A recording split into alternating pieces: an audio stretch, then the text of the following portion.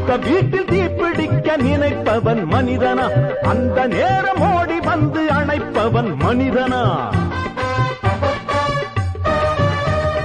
அடுத்த வீட்டில் தீப்பிடிக்க நினைப்பவன் மனிதனா அந்த நேரம் ஓடி வந்து அணைப்பவன் மனிதனா கொடுமை கண்டும் கண்ணை மூடி கிடப்பவன் மனிதனா கோபம் கொண்டு நியாயம் கேட்டு கொதிப்பவன் மனிதனா கெடுப்பவன் மனிதனா எடுப்பவன் மனிதனா கொடுப்பவன் எவனடா அவனே மனிதன்